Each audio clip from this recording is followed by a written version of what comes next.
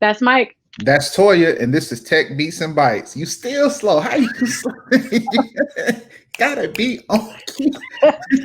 I'm on time on my side. I keep telling y'all that. Sing your part, Eddie. Sing your part. What is you doing? So, how's everything going? Everything is everything. How you be? I'm good. So you had HSN. You about to be on like 20 different shows. What shows you doing this week? Well, tonight, Beautiful Brown Girls Brunch Club is having me as a special guest. So we're going to be doing some demos and talking to their beautiful brown ladies all across the country. So What's that's that all going to be about? fun. So Christina launched Beautiful Brown Girls years ago down here in Miami, South Florida, rather. Well, she would do brunches for brown women. Oh, I remember that. Yeah, so it's. Did she have the butterflies as a logo, right? I did her logo at one point. Yeah.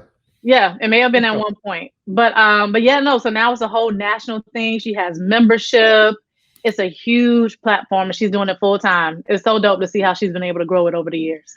Wow. So I just got finished doing No Small Business Left Behind Summit, location. Nice. So it was pretty cool. This guy named Frank, he has this technology that we're going to be using at Grow, where within the basis of the technology, you can just take a camera and it pretty much like Google Maps your room. Okay. And then it does a 3D virtual, but you can have these nodes in it where you can click on it and it'll play a video talking about a certain space or a certain room. So I'm going to get him to come out and do the Grow co-work space. But it's pretty interesting talking to a realtor, and they were talking about how actually co-working spaces, people purchasing the space is actually going up. I guess less people are wanting to pay for permanent offices because they're not coming in with the virtual world. So to all the people that are now going to co-working spaces and you happen to be leaving office, welcome to the 21st century. Right. Hello. We've been holding space for you for a minute. We've been waiting for you. You have arrived. Welcome. Right. Yeah, y'all been doing. Nobody want to go to an office anyways. No. So a lot of things have been happening. People are still racist. Trump is still a punk. And arrest the killers of Breonna Taylor. So other than that, there's not too much news besides the fact that Kevin Durant is making a little money with his trading. Players in the NBA, NFL are still showing up sick. So we're just going to have a COVID Bowl 2021. I mean, the way I see it, Toya, I just think they need to just let sports die out and let people get educated and read some books and make some dope movies, because I don't see it working out. The gamblers said they need to make some money. That's what it's really about, and people don't know that. What it's about. This ain't got nothing to do with y'all feeling like, bro. Because you got a lot of professional gamblers out there. And they like, wait a minute. They ain't got nothing to bet on right now. They're not going to bet on the stock market. So it's like, wait, what are we going to gamble on? The sunrise time? That's been predicted already. Will it rain or not? Like they is struggling right now. So they don't even Vegas is like, hello. Get them back on the court by any means necessary. Thank you and goodbye. Look, man, you knew it was a problem when they started playing NBA 2K games as a tournament on ESPN. Right. But they just following after Disney. Same parent company. Disney been playing tournaments for a minute. They was like, look, we need something to bet on. Let them boys play video games. Give me something. So that's going to be it. I see Mixer. You got people just investing in. I mean, I'm getting that PS5 when it dropped, though, but gambling is looking real bad right now. Besides soccer, women's soccer is the only thing you have to gamble on right now. Yeah, or they could bet on how many times they talk about LeBron versus Michael on first take. Like, how many times will Stephen A. voice hit falsetto? Right. You gotta make up fun stuff. Yeah, we can make it for y'all gamblers. I mean, we got data. We can run anything y'all want us to. We can give you something else to bet on. Right. But it's not looking good. Producer in the private chat, Dante, can you let us know if our guest is ready? So other than that, Toya, I really wanted to get the guest on, and I wanted to talk about some things, but with the climate of the conversations we had last week, we do have some people that have reached out. Juan Pablo reached out, and we had a good conversation on his podcast yesterday. But I was wondering, have you gotten any feedback about your crazy business partner and any of the things that were said? No, I haven't. But I don't be on Facebook, so it may be on Facebook. I ain't seen nothing on Instagram. I was just making sure. Reached out personally, but who knows what's on Facebook? I'll check. But no, I mean, people know who you are, so I don't think anybody was surprised by the conversation, to be honest. If they were, you don't know me. Right. Because that was nice. That was light work. Right. All right, guys. I think you're good. All right, cool. So we have on screen now one of my mentors, close friend, extraordinary investor, data scientist, now a film producer, film investor. But everybody, let's give a round of applause for Jon Gosier from Southbox Entertainment. How you doing? Welcome. How's it going? Can you guys hear me okay? Yeah, we can hear you, rich boy. I had to put us out on the balcony and stuff. Everybody inside, he just outside chilling. So, Jon, we wanted to bring you on today because there's been some amazing developments that's happening in the film and entertainment world. Plus, there's going to be some setbacks. But with that being said, won't you at least do the audience a favor? We normally don't do this, but you have a lot of credentials. Won't you at least let people know who you are and a little bit of your background real quick? Sure. So most people probably know me from the tech industry. I started a software company called MetaLayer back in 2011 that did okay. Had a small liquidity event from that. And then a couple of years later, built a larger company called Audigent, which is a programmatic advertising company that has changed the way the music industry profits off data. And separately from that, throughout most of my career, I've also been an angel investor and put capital into a couple of companies, worked at a few funds, started a few funds, and currently am working on Southbox Entertainment, which itself started as a fund. Prior to all of that, I spent my career in East Africa, building technology hubs, software companies, many of which are still active all across Africa. There's a network of technology hubs that we started in 2010 that now stretches across 40 African countries. There's 602 hubs, and the network that connects them all together is called AfriLabs, which I co-founded with some great entrepreneurs from the continent. And yeah, I mean, for me, I'm getting back to what I originally loved coming out of college. I went to film school, Savannah College of Art and Design, and that was film, media, and entertainment. So at least everybody should know why you're my friend at this point. Just really do a lot of dope stuff, but I got some. Mostly because we drink together. The whiskey helps. Expensive whiskey too. So with that being the case, I have a start off question just to set the tone for the way this next 50-something minutes is going to go. Why in hell did you wear the same color shirt that I have on today? Really? Petty. No, I'm just playing. That's coordinate. No, but my real question is, you've been successful. You have things that are happening, the things that are going on. Why do people that continuously fail with venture money continue to get access to venture money? It's a question that I've always wanted to ask you, and I wanted to ask you in a public forum. So whenever anybody comes back at me, I'm going to take this clip and replay it under their venture capitalist failure. So I just want to know, why do the same people always get access? I mean, the thing that, and it plays into a lot of questions people have about venture capital, but it's a culture. It's the culture of VC is not necessarily about making money, right? It's about getting into good deals that other VCs can't get into, and then getting out of deals without losing too much. So the game that VCs are playing, particularly the ones from Silicon Valley, isn't always about how to get into a company and make it profitable and sell it. There's a whole lot of subtext in there, and you know, some of that is just because it's a buddy who went to the same school as you, and or it's a family friend, or it's a friend of a friend, and that kind of stuff. And that's the part of VC that is really hard to, you know, for entrepreneurs coming from the outside to understand. No, that's a good point. Go ahead, Tori. I was just going to say, but really quick, you know, we often talk about sort of the club, like you said, the club of VCs.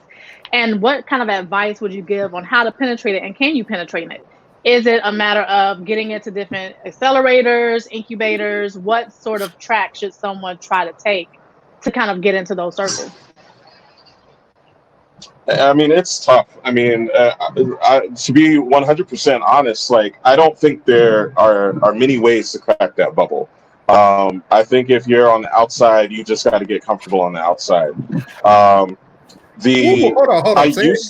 on, run that back. Listen, God. Get comfortable on the margins.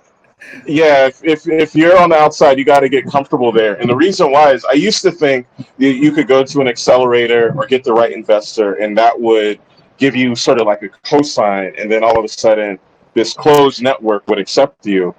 But that's not the case. And, you know, I've been through enough accelerators. I've been through enough. I've had enough investors. I've invested in enough companies that they get the thing that they thought was going to help them, you know, take them from A to Z, and it just doesn't do anything. They get that, and then they're still in the same place. So it's definitely not a fast pass to that sort of homogenous network community. That was a whole word right there. Look. That is the first clip to release from the conversation. I mean, it's one thing to sell false dreams. It's another thing to tell the reality of what's really going on, because you've been in the club. You got in the club, you know the people, and respectfully, you're very humble. You know, like, I'm now working with 40 countries in Africa, but let me talk about whiskey. Like, you're very humble with your economy. But I've noticed being with you, your respect comes in multitudes of ways. People treat you in certain ways, and they just have a different respect. What do you think is allowed you, besides your talent, to cross any kind of racial bias? Or do you think you still experience on a level that most people may not see just because of your success? There's always bias. I mean, one of the things that I got really, I think, just for my own companies, my own careers, like, you know, that roadblock is in the way. So, you know, what are we going to do? Like, what are we going to do instead, right? Like, I'm not trying to push down the roadblock. The roadblock can stay where it is. I'll dig under it. I'll go around it. I'll go over it. Whatever I have to do, I try to figure out a way. And I was just talking with someone about this a few hours ago. Out of all the companies that I've done, I've never raised venture capital. I've worked at a VC firm and still never raised venture capital. The thing that made the companies that I've done successful is, you know, you figure out other ways. You get strategic partners. I did a lot of angels, a lot of super angels, a lot of one of the first investors in Autogent was Nielsen. I mean, they didn't invest with capital, but they invested with their time, their network, their corporate development team helped us a lot. And, you know, you just got to use what you got. I mean, that's the one thing that equalizes all entrepreneurs. It doesn't really matter what you got going for you. It's like when things get tough, you just got to figure it out. And it sucks that it's harder, but you still got to do it. Yeah. And it's interesting that you say that too, because after Curl Mix, so Curl Mix is a Black-owned brand by a couple, and it's a hair care brand. And they pitched on Shark Tank, and they denied an offer. And they did an interview in Chicago after they were off air, and they were just saying that they didn't choose to take the offer. I think it was from Robert, because he didn't understand the product. Two, what could he really bring to the table? When they demonstrated it, he was like, they both look the same. I don't see what the product did. But he was like, I like it. I'm gonna go ahead and invest. And then one of the points that she made was that it's not always about the money. It's much more about the partnership and what the person can bring to the table. So your point about the strategic partnerships is a different way of looking at how can you sort of elevate and push your company forward in a different way and not just so focused on the VC raise or the seed raises. Yep. Yep. And it doesn't necessarily stop once you even get that. Let's say you build an amazing company that's got revenue and is doing things, you'll still get those same pushback. It's like, oh, I don't understand this market. And I mean, I literally had this conversation about a week ago with a company I've been advising, where the investor was like, well, we don't think this, blah, blah, blah. I'm like, the company's profitable, post revenue, growing, I mean, like, what more could you want? And it just goes to show that, even if the investor is wrong, it doesn't mean the company is. And so that's why you really got to dig down and find other ways around the VC. Is like, VC is a certain type of money too. You may not need VC. There's private equity, there's family offices, there's crowdfunding. 5 years ago we didn't have crowdfunding, but now you can raise $500,000 in a couple of days. So with the right product and the right team. So there's ways around the gatekeepers. What do you see as some of the biggest trends or some of the things that you're putting more of your energy into right now? I mean, obviously, the first one for me is media. One of the reasons why I have gotten interested in media is because the media, like the film, the TV, the docuseries community, now looks a lot more like the early stage tech community as a result of streaming. So before, you used to have to go through broadcasts, and you had all these big studios, and there was a long, laborious process to get the stuff that you wanted developed, made, and put out in front of audiences. Now you have streaming companies that they don't want to develop anything. They're like record labels. They just want to buy stuff that when it's ready. So like other people go out on the market and they develop the content, or if you're developing something, we got a couple of shows that we're developing. And you finance it, you cast it, you write it, you do all this stuff, and then you take it to them in a nice neat bow, and they'll tell you if they want to buy it or not. And I think that creates a whole lot of opportunity for independent financiers like myself, where we've got our pools of capital, we've got access to the deal flow, and now you've got an explosion of creators who don't always have the capital, but they might have great ideas, and there's a potential exit because you've got Netflix, you've got Hulu. So for me, I think of it like VC. It's like the exit for the filmmakers is the streaming platforms, or the distributors if it's going to go to theaters. And so I try to help bridge the gap between the distributors and the content creators. So if LaToya came out with a show that says "I'm not just my hair," what would be the best way for LaToya to put together this show? If it's like informational, talking about products, or maybe if it was a lifestyle show where she kind of incorporated her products into the background, how would LaToya package that up and present it to you before you take it to the next level? How would she present it to you? So I actually respond to, just like when I was in the tech space, I respond to people's cold emails. I've got a form on the Southbox site. People can fill that out. It'll get to me or the folks that we're working with. If you're not talking about Southbox and you're talking about others, I would say particularly right now during coronavirus, don't be afraid to reach out. It's a lot of highly powered people just sitting on the couch, just like us, who got nothing to do but look at potential deals. I would say more importantly, though, is try to have a conversation with the potential buyer in the end, right? So it's not so much where it ends up. It's so like for theatrical releases, it's the distributors, it's sales agents.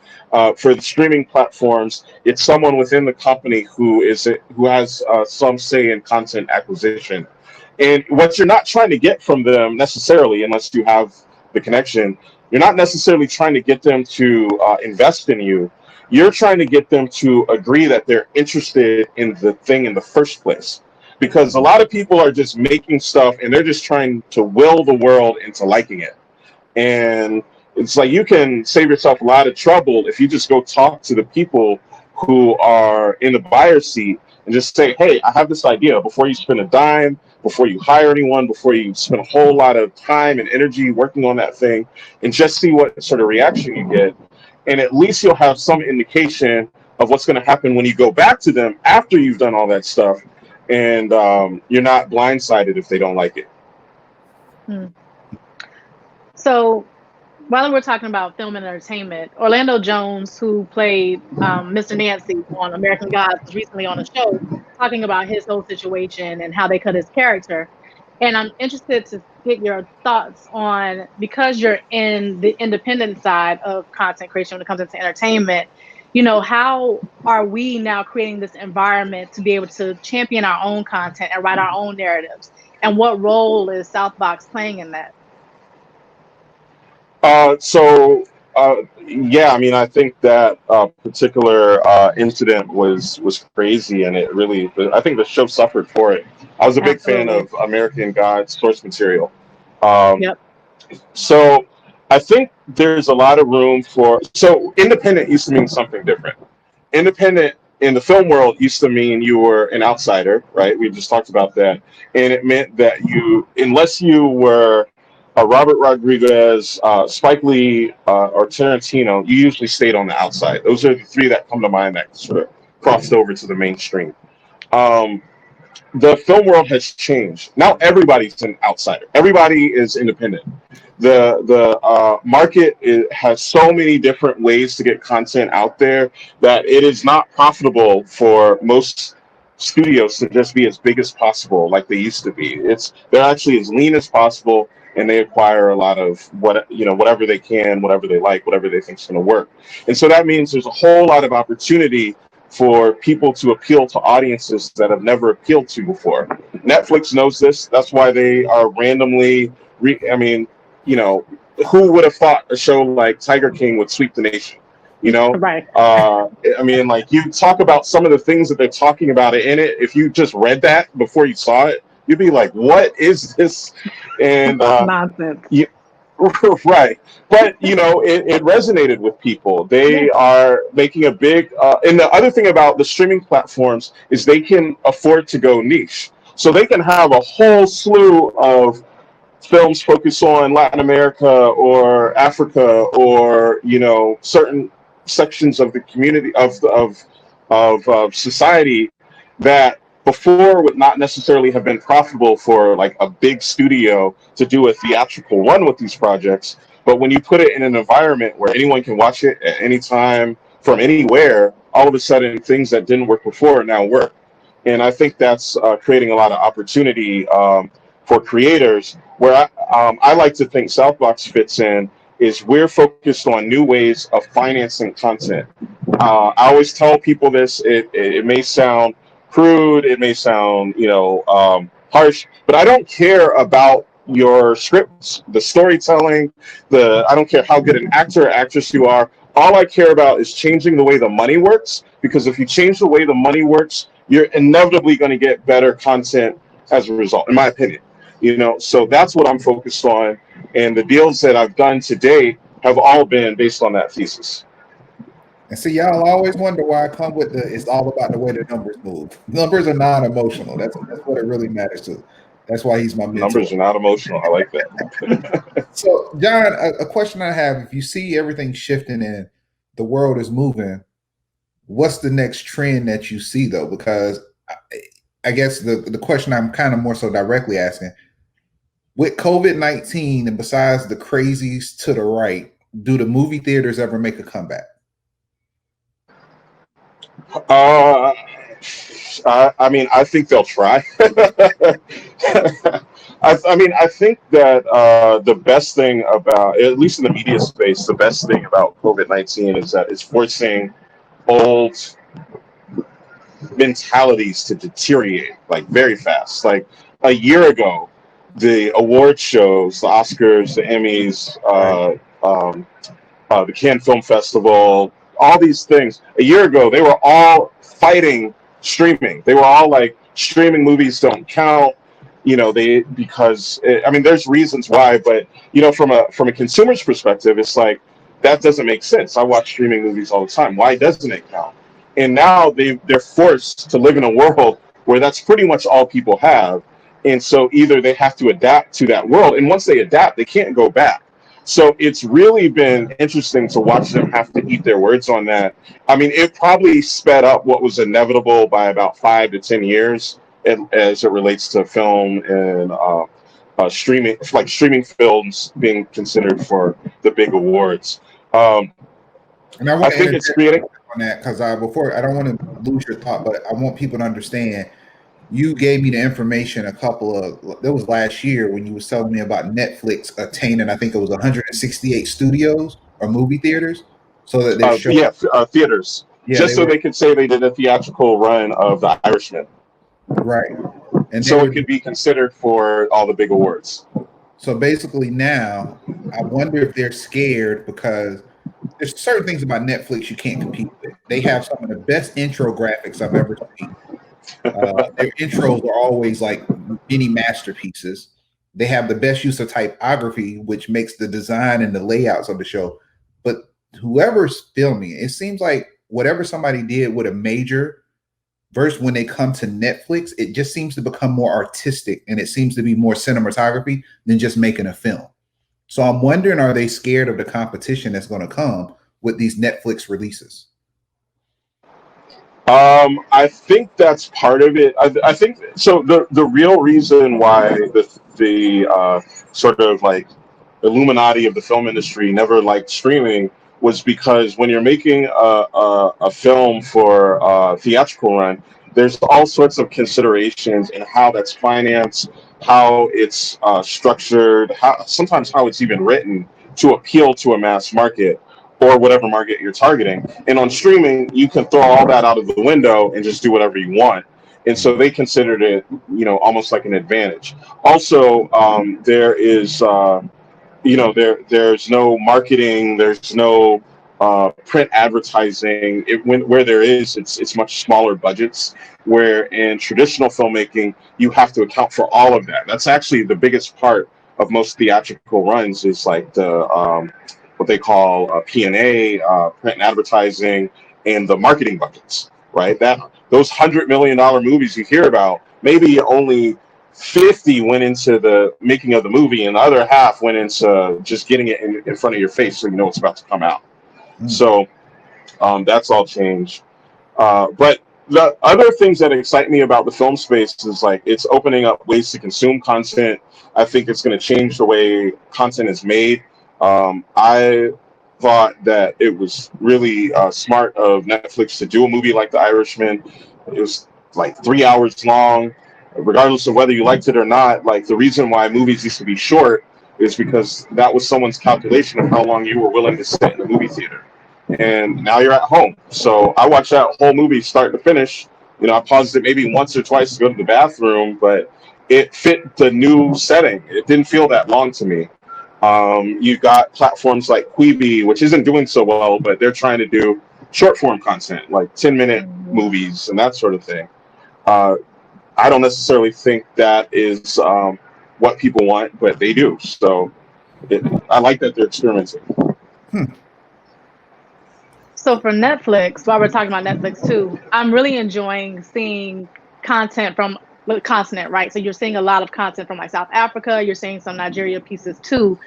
I wanted to know, what are your thoughts on Nollywood? Have you invested in any Nollywood films? Are you kind of in that space as well when it comes to what Southbox is investing in or helping to fund rather? So we are looking at some films from Africa, not necessarily Nollywood, but of course I've come across a lot of Nollywood films and filmmakers.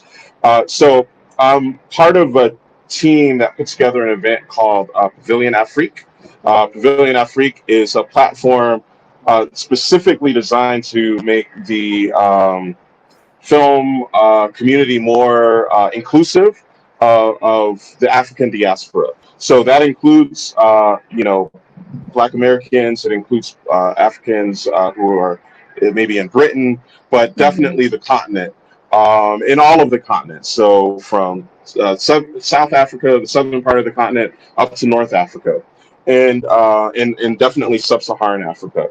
The first event that we did was last year at the Cannes Film Festival, and it was beautiful. It was a beautiful event. We brought we invited African stakeholders from the film community. So we had financiers there, we had producers, we had actors, actresses, and then we flew in some upcoming filmmakers to sort of give them access at an early age to try to build their careers and build opportunity for themselves. We were going to do it again this year. It would have been last month, but obviously, this little thing called COVID happened. But the goal with Pavilion Afrique is to the first goal was to just change the complexion of these overwhelmingly homogenous film events, particularly the Cannes Film Festival. I mean, that is like, it is the south of France. It's a bunch of yachts, a bunch of money, a bunch of stuff going on, but not a whole lot of diversity. And so mayonnaise and no pepper. Right. We did our first event last year, ended up being one of the most I think they told us it was the most trafficked tent. So at the Cannes Film Festival, you have the big place where you do all the screenings, you see all the pictures taken, and then around it you have all these tents. You've got the American tent, you've got the France tent, you've got blah blah blah.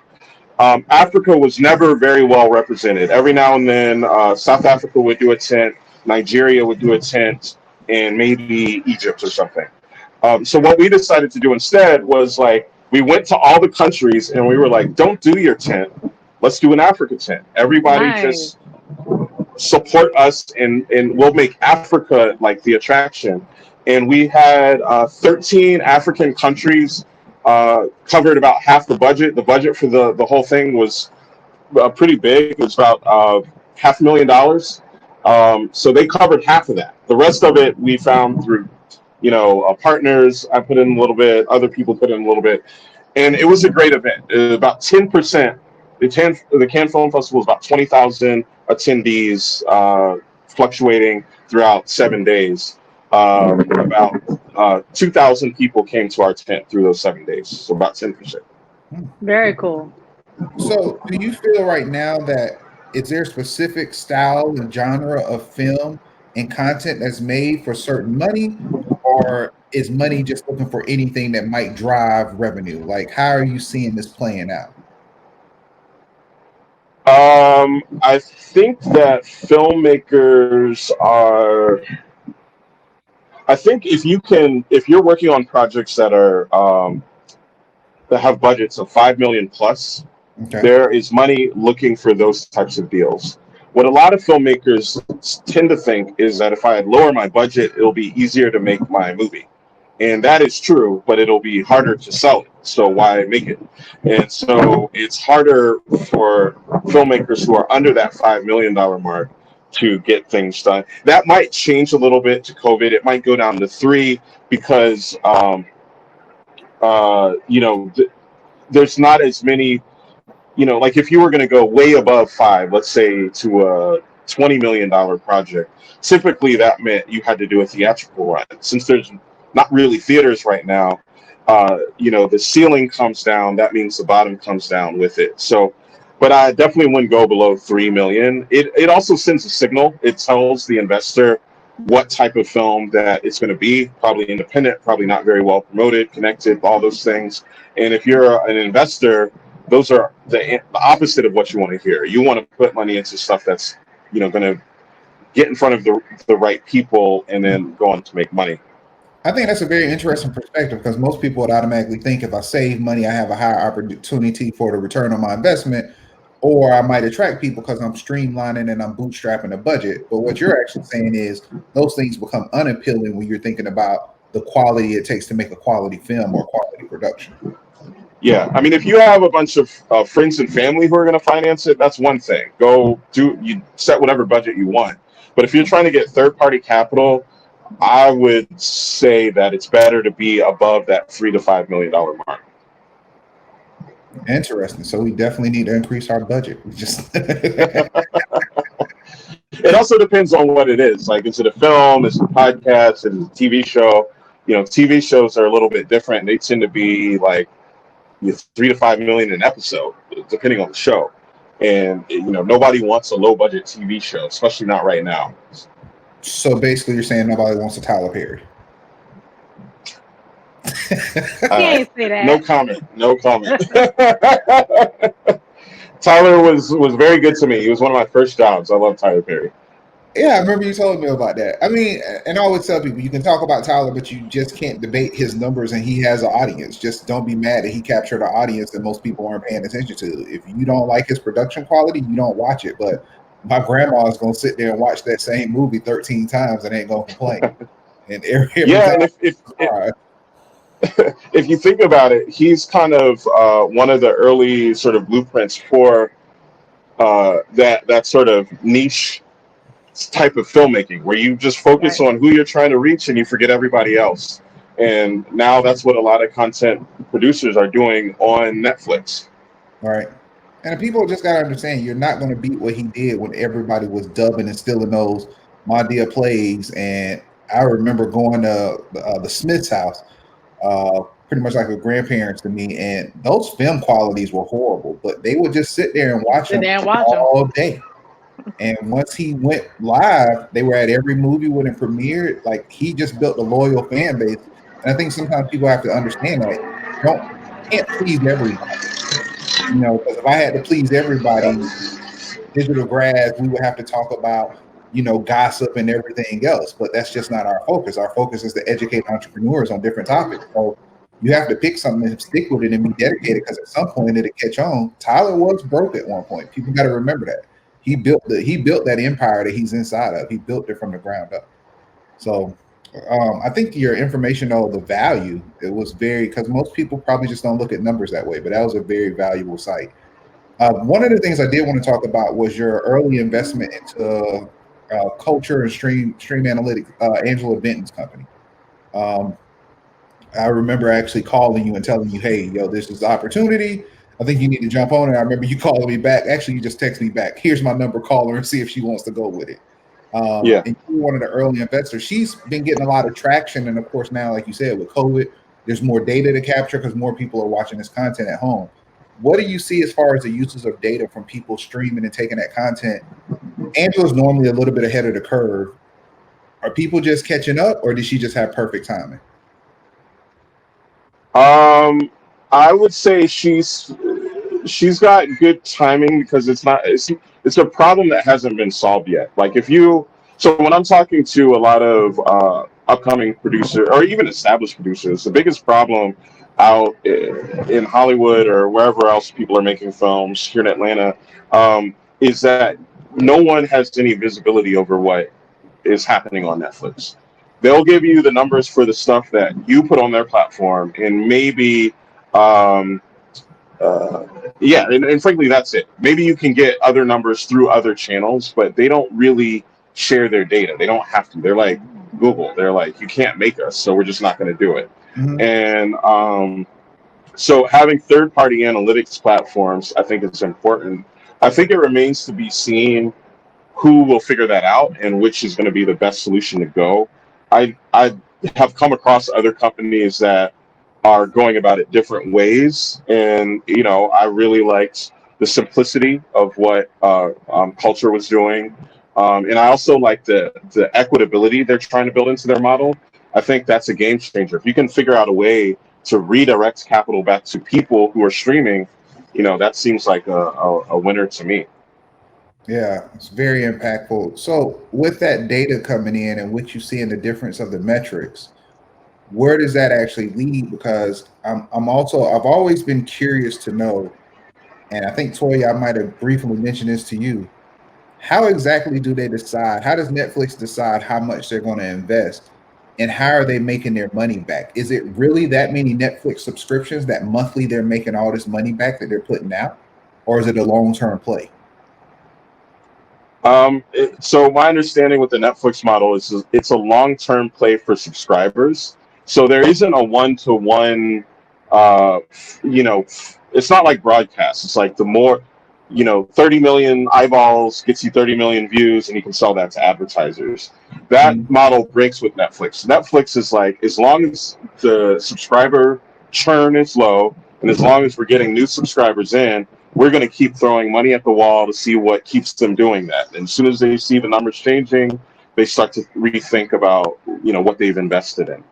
Are they actually making money at this point? I believe so. Because you have to remember, the thing about subscription models is the money that they're spending is not the money that they're making now. I mean, they're probably pulling for money they made 5 years ago, and that gives them a whole lot of room to figure out how to pivot based on consumer behavior changes. To give you an example, when Netflix launched the streaming platform, I can't remember what year it was, but I know it was probably about 5 or so years before they started to invest in original content. The reason they started to invest in original content, as soon as the studios saw that what they were doing is working, they started trying to charge more for the content that was on the Netflix platform. And Netflix was like, well, no, we're not going to pay more. You already agreed to a deal. And then, it becomes tense. A lot of the studios pulled their content back or invested in competitive platforms like Hulu. And so Netflix is like, well, we'll just make our own content, or we'll do partnership deals with like Marvel, and we'll do co-produce content.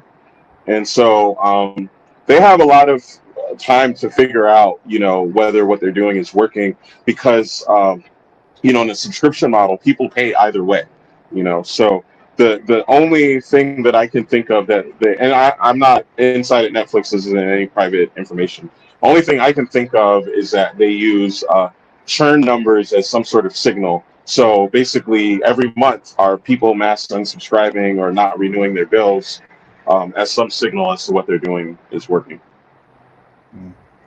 Yeah, because I found, and Toya, I know you have another question, but I found that a lot of people were talking about the Netflix CEO coming in and investing into Morehouse Spelman and United Negro College Fund. And I was trying to explain to people, always look at the long-term goal of what somebody is doing.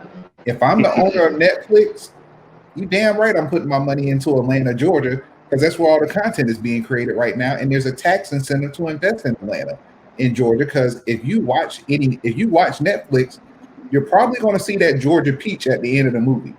So you could think that he just randomly gave to black people, but he gave with a purpose, because I'm sure in his mind, they're probably looking for that next Will Packer. They're looking for that next person. And that was just a smart investment to me. Granted, it definitely could have been a genuine give, and he's very kind, and he's concerned about Black lives, but he's also concerned about staying in the black with his business. I just think he made a very smart investment that he did.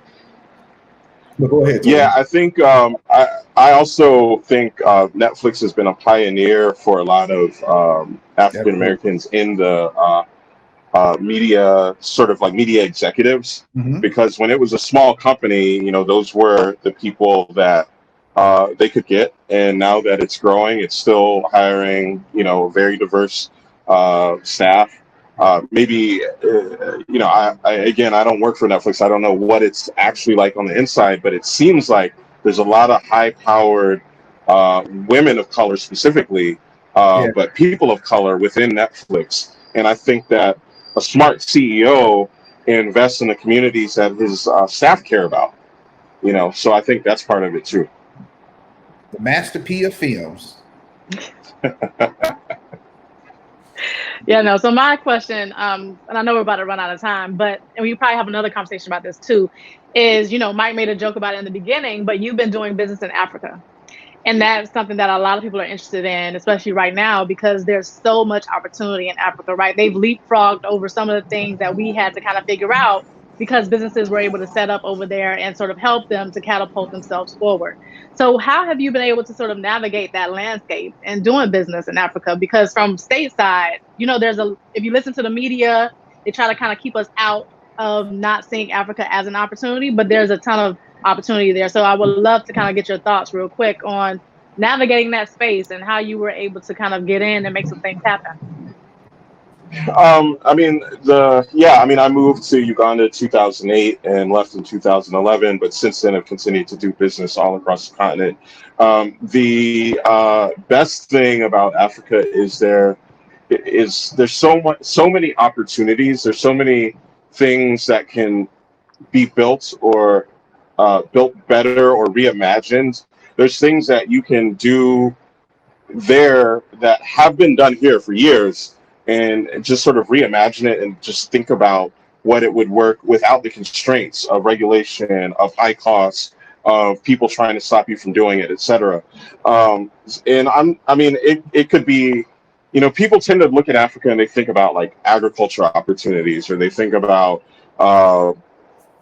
clean water and all these sorts of philanthropic things. But it's also just pure business as well. Like one of the largest companies in Europe, one of the largest startups in Europe, is a company called Rocket Internet that did a bunch of deals in many developing parts of the world, but particularly in Nigeria. They basically copied the travel platform model. They copied the Amazon model. They copied all these things that had worked 10, 15 years prior in Europe and in the Western countries, in Europe and America.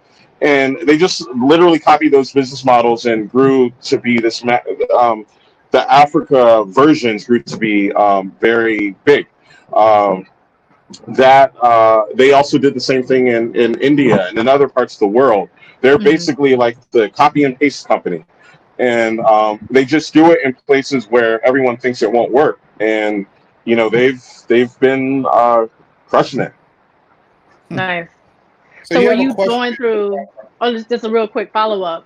Once you came back stateside, then did you start working through like government programs with some of the different countries, or it was because you already had in-person relationships that you were able to navigate and make those deals kind of happen? Yeah, it's always just like in-person relationships. I still have, they used to be my day-to-day staff. Now they are autonomous. So I'm just on the board of the companies that I've founded or co-founded there. And, there's people who I've worked with. And I think that's the company that helped us build Gateway. Which company is that? That's the young guy that you mentor, right? Ahmed? Yes. Yeah, so Ahmed actually works with Angela now at Streamlytics. I connected them. Wow.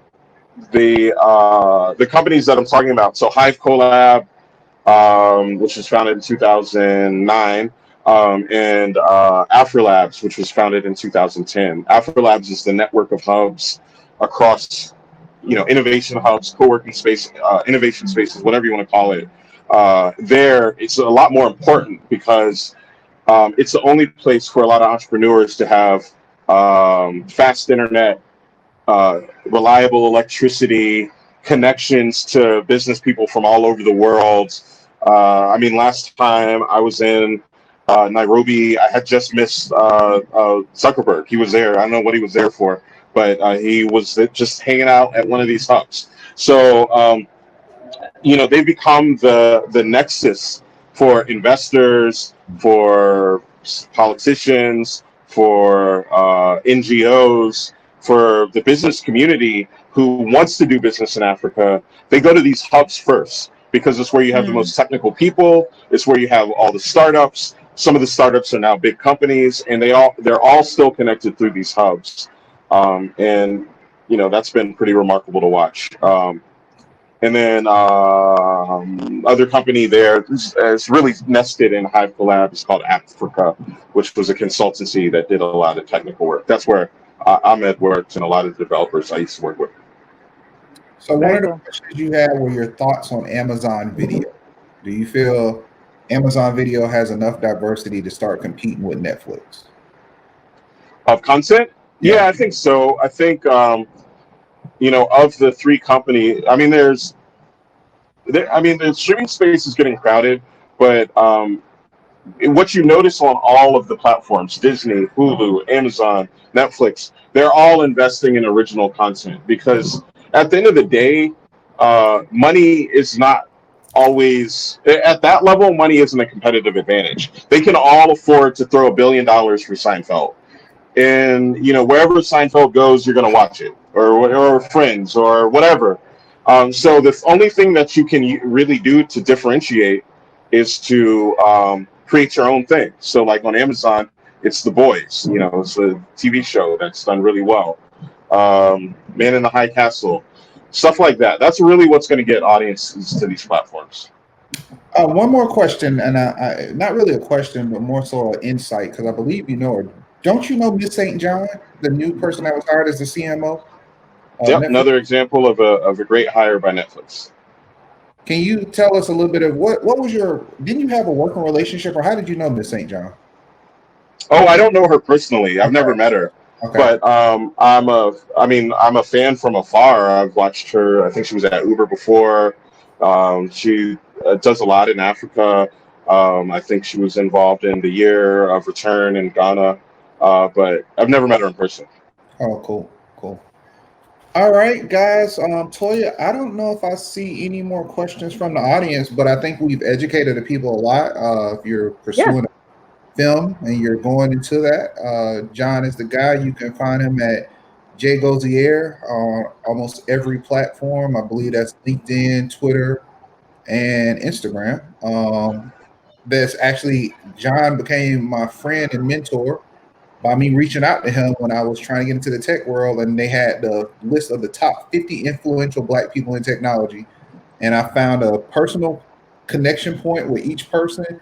And then I reached out to each person individually, and Jon was one of the 50 that actually responded. And we've been close friends to this day, all the way to the point of him coming to my wedding. But very dear friend to me and very helpful. And you just got to imagine, if you wonder where all my crazy ideas and stuff come from, I normally running by Jon, whether it's 8 o'clock in the morning or 2 o'clock at night, he's always available to answer the phone. So Jon, I want to say thank you for being a mentee, a mentor, being a friend, giving the guidance and giving me the information that I've been able to help share with my team, and continue to do greatness, my brother. Cheering from you for afar. I know. Likewise. Black Hawk Studios, you got some stuff coming down the pipeline, but make sure you come back in a couple of months and give everybody an update as we see how this industry changes. But thank you for taking time out of your busy schedule to join us today. Thanks for having me. Love the show and keep making it. All right, appreciate it, man. All right, well, Dante, as you phase Jon out, Toya, I don't know if we have anything else. I mean, I think that was very informational. A lot of people don't have a chance to have those insights, and that's one of the biggest things we wanted to do, is give people opportunity to see what's going on, because we know a lot of people making content. We know people that are interested in film, but that's really what it takes, because now we automatically know anything we shooting under $3 to $5 million is not going to really make it. But Jon has been an early stage investor and a pioneer in a lot of things that I've seen. Just very humble, but just so smart. And he started off actually doing a lot of production, working with Outkast and different artists. He used to do a lot of stuff in the music industry in Atlanta. Then when the music industry was kind of shifting, that's when he shifted over into tech and he became a data scientist. But just very, very smart, very, very. Well, we should talk about that pivot. That's a pivot. Oh, he told me about it, but he basically saw the sales changing when everything was switching over to technology. He made the switch, and he was like, okay, why make the music and try to make one hit song when I can control the content and the platforms that's going to start pushing this music out? And that's when he made his transition. So when he said he's going back to what he loves, is producing content. So that's why he got back into the film industry, but very powerful and very influential. So I really don't have anything. I think that was just a great show. No, I mean, if anything, that was in these streets, and someone needs to hear this for the last 53 minutes. Right. We took you from Netflix to Africa. All in one conversation. All in one conversation. So guys, we're going to have guests. If you have any people you would like to see on the show, hit us up and we'll try to get them on. But we are booked all the way until September the 7th right now. So we are looking for our September and October shows. So we have a steady lineup for you guys. Some amazing people coming up. RFL, Michelle Abbs, Brian Burkeen, Gregory Johnson,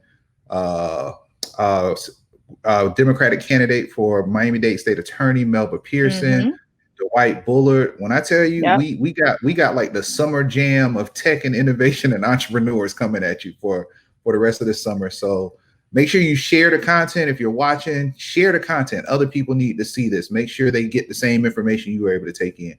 We'll be rebroadcasting later on tonight at around 8 p.m. But Toya's gonna take us out. That's Mike. And that's Toya. And this is Tech Beats and Bytes.